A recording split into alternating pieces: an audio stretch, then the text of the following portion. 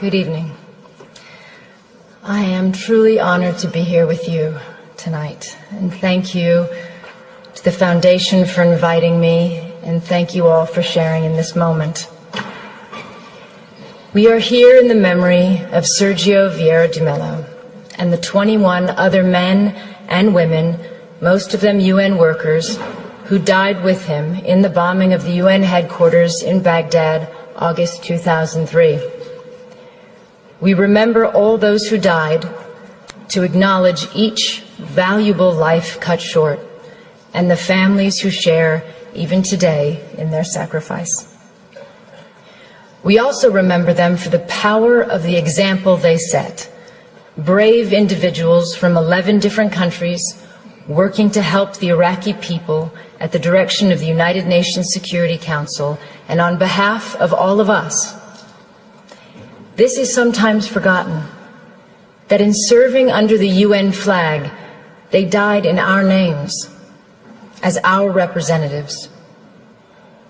And at their head, Sergio was a man of extraordinary grace and ability, as many who knew him will testify. A man who gave 30 years to the United Nations, rising from a field officer to High Commissioner for Human Rights and Special Representative to Iraq.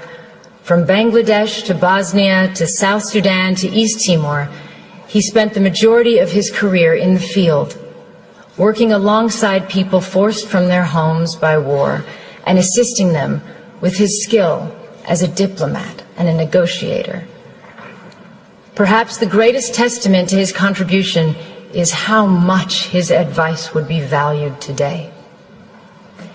As the Syrian conflict enters its 7th year, as we live through the gravest refugee crisis since the founding of the United Nations, as 20 million people are on the brink of death from starvation in Yemen, Somalia, South Sudan, and Southeast Nigeria, I cannot imagine that there is anyone in the leadership of the United Nations who would not welcome the opportunity to consult Sergio or to send him into the field once more.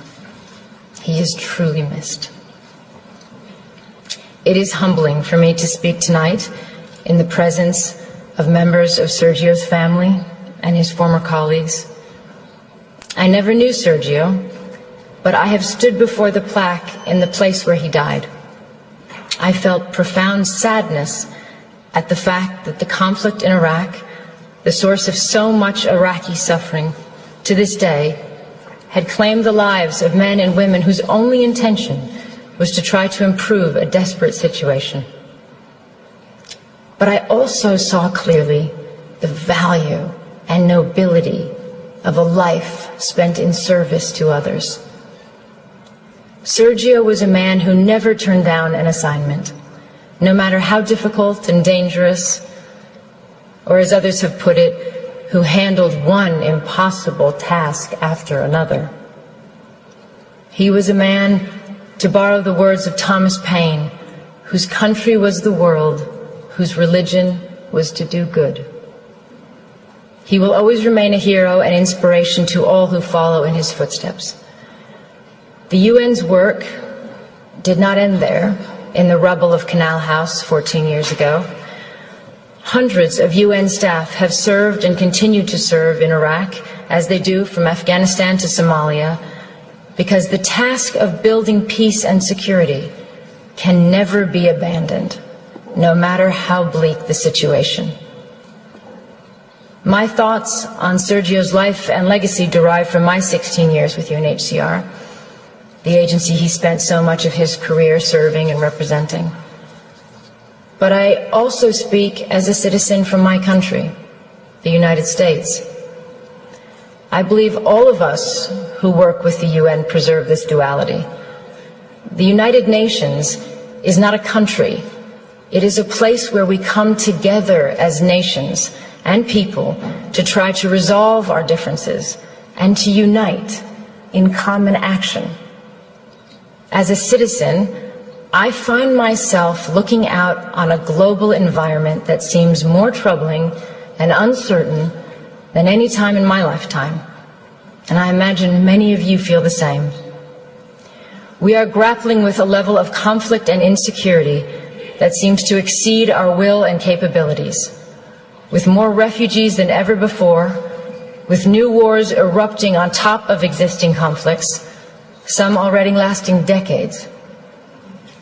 We see a rising tide of nationalism, masquerading as patriotism, and the reemergence of policies encouraging fear and hatred of others.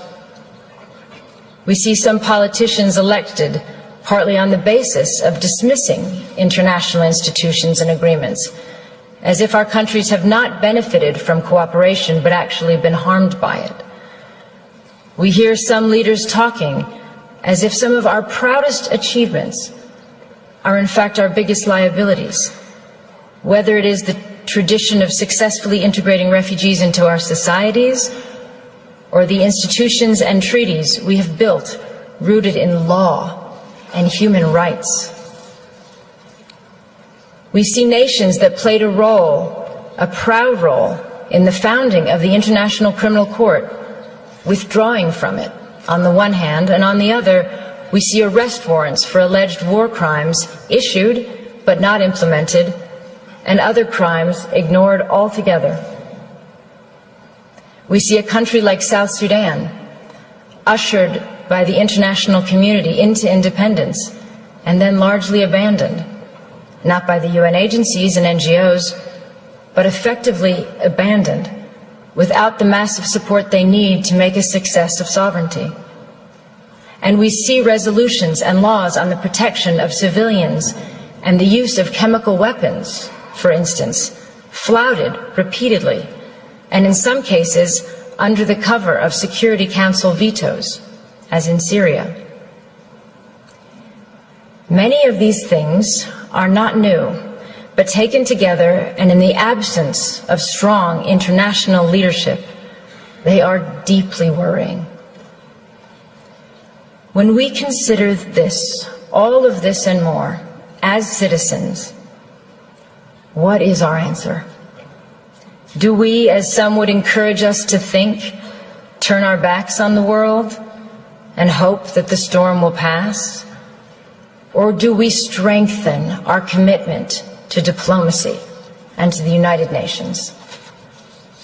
I strongly believe there is only one choice, demanded by reason as well as by conscience, which is the hard work of diplomacy and negotiation and reform of the UN. This is not to say that in any way this is an easy road, and there are reasons for people to feel insecure today. The level of conflict and lack of solutions combined with the fear of terrorism, the reality that globalization has brought vast benefits to some and worsened the lot for others, the sense of disconnect between citizens and governments, or in some countries the lack of governance, the overall feeling that for all our gains in technology and connectedness, the less we are in control of forces shaping our lives.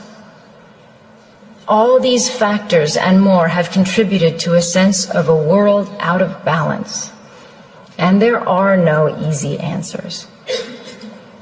And despite the millions of people who have lifted themselves out of poverty in our lifetime, the difference between the lives of those of us born in wealthy, democratic societies and those born into slums and refugee camps in the world is a profound injustice. We see it, and we know it's wrong at a simple human level. That inequality is contributing to instability, conflict, and migration, as well as to the sense that the international system serves the few at the expense of the many. But again, what is our answer as citizens? Do we withdraw from the world where before we felt a responsibility to be part of the solutions? I am a proud American, and I am an internationalist. I believe anyone committed to human rights is. It means seeing the world with a sense of fairness and humility and recognizing our own humanity in the struggles of others. It stems from a love of one's country, but not at the expense of others. From patriotism, but not from narrow nationalism. It includes the view that success isn't being greater than others, but finding your place in a world where others succeed too. And that a strong nation, like a strong person, helps others to rise up and be independent. It is the spirit that made possible the creation of the UN. Out of the rubble and ruin and 60 million dead of World War II, so that even before the task of defeating Nazism was complete, that generation of wartime leaders was forging the UN. If governments and leaders are not keeping the flame of internationalism alive, then as citizens, we must. The challenge is how to restore that sense of balance and hopefulness in our countries, while not sacrificing all we have learned about the value and necessity of internationalism. Because a world in which we turn our back on our global responsibilities will be a world that produces greater insecurity, violence, and danger for us and for our children. This is not a clash between idealism and realism. It is the recognition that there is no shortcut to peace and security, no substitute for the long, painstaking effort to end conflicts, expand human rights, and strengthen the rule of law. We have to challenge the idea that the strongest leaders are those willing to dismiss human rights on the grounds of national interests. The strongest leaders are those who are capable of doing both. Having strong values and the will to act upon them doesn't weaken our borders or our militaries. It is their essential foundation. And none of this is to say that the UN is perfect, because of course we know it is not. I have never met a field officer who has not railed against the shortcomings, as I imagine Sergio did in his darkest moments. And he, like all of us, wanted a UN that was more decisive, less bureaucratic, and that lived up to its standards. But he never said it was pointless, and he never threw in the towel. The UN is an imperfect organization because we are imperfect. It is not separate from us. Our decisions, particularly those made by the Security Council, have played a part in creating the landscape that we are dealing with today. We should always remember why the UN was formed and what it is for, and take that responsibility very seriously. We have to recognize the damage we do when we undermine the UN or use it selectively or not at all, or when we rely on aid to do the job of diplomacy, or give the UN impossible tasks and then underfund it. For example, today, there is not a single humanitarian appeal anywhere in the world that is funded even by half of what is required. In fact, worse than that, appeals for countries on the brink of famine today are 17%, 7%, 5% funded, for example. And of course, emergency aid is not the long-term answer. No one prefers that kind of aid, not citizens of donor countries, not governments, not refugees. They do not want to be dependent. It would be far better to be able to invest all of our funds in infrastructure and schools and trade and enterprises. But let's be clear, emergency aid has to continue because many states cannot or will not protect the rights of citizens around the world. It is what we spend in countries where we have no diplomacy or our diplomacy is not working. And until we do better at preventing and reducing conflict, we are doomed to be in a cycle of having to help feed or shelter people when societies collapse.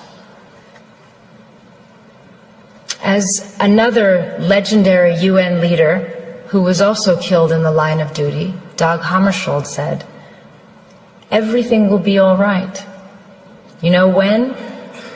When people, just people, stop thinking of the United Nations as a weird Picasso abstraction and see it as a drawing they make themselves. The UN can only change if governments change their policies, and if we, as citizens, ask governments to do that. It is moving if you think about it. We are the future generations envisioned in the UN Charter. When our grandparents resolved to spare future generations the scourge of war, as written, they were thinking of us. But as well as dreaming for our safety, they also left us a responsibility. President Roosevelt, addressing the U.S. Congress in January 1945, 6 months before the end of World War II, said this, "In the field of foreign policy, we promise to stand together with the United Nations, not for the war alone, but for the victory for which the war was fought." And he went on, "The firm foundation can be built and will be built, but the continuance and assurance of a living peace in the long run must be the work of the people themselves." So today we have to ask ourselves if we are living up to that mission. They gave us the start. What have we done with it? It is clear to me that we've made huge strides, but our agreements and institutions are only as strong as our will to uphold them. If we do not, for whatever reason, we bequeath a darker, more unstable world to all of those who come after us. It is not for this that previous generations shed blood and worked so hard on behalf of all of us. The memory of those who came before us holds us true to our ideals, resting unchanged in time. They remind us who we are and what we stand for. They give us hope to stay in the fight, as Sergio did until his last breath. 14 years since his death, there is a stronger need than ever before for us to stay true to the ideals and purposes of the United Nations. That is what I hope his memory holds for us today. We cannot all be Sergios, but I hope all of us can determine that we shall be a generation that renews its commitment to unite our strength to maintain international peace and security, and to promote social progress and better standards of life and larger freedom. But in the final analysis, if we do not, even if that level of vision eludes us, and we continue to simply manage rather than overcome our generation's challenges, we just have to keep working, determinedly, patiently, and you can be certain that as you do, that you follow the example of one of the UN's finest sons, and that to do even a little of his good, to apply ourselves to the work he left unfinished, in whatever way we can, is a worthy task for all of us.